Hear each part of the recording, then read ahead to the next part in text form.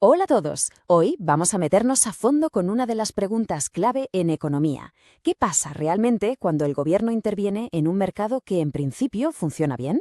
A veces la intención es buena, claro, pero los resultados pueden ser, bueno, cuanto menos curiosos. Venga, vamos al lío. Y aquí está el meollo de la cuestión, la pregunta que lo mueve todo. ¿Es posible que una política, con toda la buena intención del mundo, acabe creando más problemas de los que soluciona? Pues vamos a ver que sí, y sobre todo, vamos a intentar entender por qué. Esta va a ser nuestra hoja de ruta. Primero, sentamos las bases con el mercado eficiente, el modelo ideal. Luego, vemos tres tipos de intervención: cuando se fijan los precios, cuando se limita la producción y, cómo no, los impuestos. Y al final, comparamos políticas para ver cuál hace, por así decirlo, menos daño. Ok, antes de empezar a hablar de problemas, necesitamos tener un punto de referencia, ¿verdad? Y ese punto de partida es el mercado perfectamente competitivo. Es un sistema que, al menos en teoría, funciona como un reloj suizo, sin desperdiciar absolutamente nada. En este escenario perfecto, el mercado por sí solo llega a un equilibrio, un punto mágico donde se produce justo lo que se necesita al precio adecuado. Y lo más importante, la suma de los beneficios, tanto para los que compran como para los que venden, es la máxima posible. Los economistas lo llaman el excedente total. Es básicamente la situación óptima. Y aquí llega el protagonista de hoy, la famosa pérdida irrecuperable de eficiencia. Suena técnico, pero la idea es simple. Cuando algo saca al mercado de ese equilibrio ideal, se pierde valor. Y ojo, lo más importante es que ese valor no va a parar al bolsillo de nadie más. Simplemente, ¡puf!, desaparece. Es un coste puro y duro para la sociedad en su conjunto. Muy bien, vamos con la primera intervención.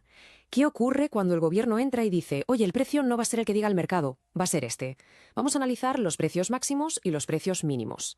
Fijaos, esto es como mirar un espejo. Por un lado, los precios máximos, como los controles de alquiler, buscan ayudar a los compradores. El resultado: escasez, falta de producto. Por el otro lado, los precios mínimos, como el salario mínimo, intentan ayudar a los vendedores. El resultado: excedente, gente o productos que no se venden. Pero en ambos casos, el problema de fondo es el mismo. Se compra y se vende menos cantidad que antes, y es justo ahí donde nace esa pérdida de eficiencia. A ver, uno podría pensar que un precio más bajo por ley siempre es una buena noticia para quien compra, ¿no? Pues, como casi todo en economía, la respuesta es un depende. La clave de todo esto está en la elasticidad. A ver, si la oferta es inelástica, significa que los productores no pueden o no quieren reducir mucho la producción, aunque les paguen menos. En ese caso, genial para los consumidores, precios bajos y casi la misma cantidad de producto. Pero, ¿y si la demanda es inelástica? O sea, si la gente necesita ese producto sí o sí.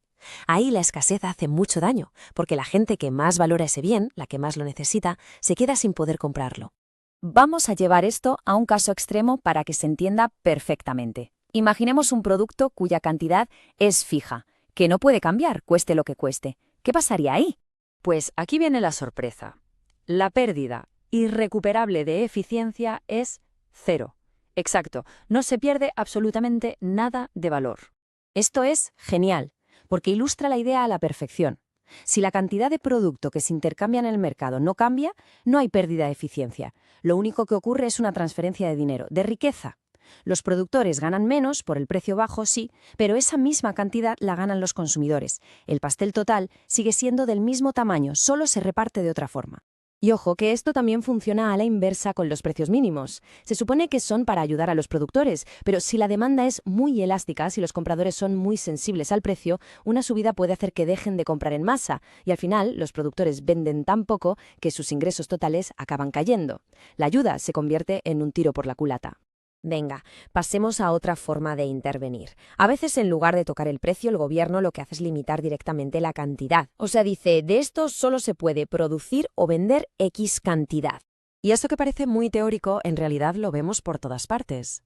Las famosas licencias de taxi, que limitan cuántos coches puede haber, las licencias para vender alcohol, que limitan el número de bares, o incluso los programas agrícolas que pagan a los agricultores para que dejen una parte de su tierra sin cultivar. El mecanismo aquí es muy sencillo de entender. Si restringes la oferta de forma artificial o pones barreras para que no entren nuevos competidores, los que ya están dentro tienen más poder. ¿Y qué hacen? Pues suben los precios. Es otra manera de llegar al mismo sitio, se vende menos cantidad, pero a un precio más alto que en un mercado libre. Y llegamos a la intervención más famosa de todas, los impuestos. Porque sí, un impuesto sobre un producto o un servicio también distorsiona el mercado y, por tanto, también genera una pérdida de eficiencia. Un impuesto funciona literalmente como una cuña. Imaginaos que se mete en medio de la transacción, separando el precio que paga el comprador del dinero que realmente le llega al vendedor. Esta brecha hace que para el comprador el producto sea más caro y para el vendedor el ingreso sea menor. El resultado inevitable: se hacen menos tratos, se intercambia menos. Y ya sabemos qué significa eso: pérdida irrecuperable de eficiencia. Claro, no todas las pérdidas son iguales. Su tamaño depende de varias cosas. Primero, y es de cajón, de lo grande que sea el impuesto. Un impuesto mayor crea una pérdida mucho mayor. Y segundo, de las elasticidades. Si tanto compradores como vendedores son muy sensibles al precio, o sea, si son muy elásticos, el impuesto va a provocar un desplome brutal en la cantidad vendida. Y eso, claro, genera una pérdida irrecuperable enorme. Bueno, ya hemos visto cómo las intervenciones crean problemas de eficiencia. La pregunta del millón para cualquier gobierno es, si de todas formas vamos a intervenir, ¿cómo podemos hacerlo causando el menor destrozo posible? Pongamos el caso de la ayuda a los agricultores. Se puede hacer de dos maneras. Una es subiendo el precio de lo que venden con un precio mínimo. La otra es simplemente darles dinero. Como vemos aquí, subir el precio lo distorsiona todo, perjudica a los consumidores y crea una pérdida irrecuperable. En cambio, darles el dinero directamente es una transferencia, no toca el precio del mercado. Es, desde un punto de vista puramente económico, muchísimo más eficiente.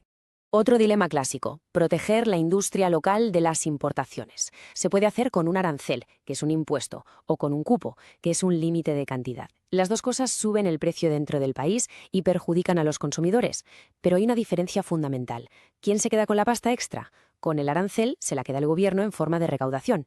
Con el cupo, esa ganancia se la llevan los productores extranjeros que han tenido la suerte de poder vender. Por eso, para el bienestar del país, un arancel siempre es mejor que un cupo.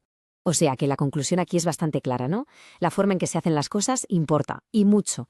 Dos políticas que buscan lo mismo, como ayudar a un sector, pueden tener unos costes para la sociedad totalmente distintos.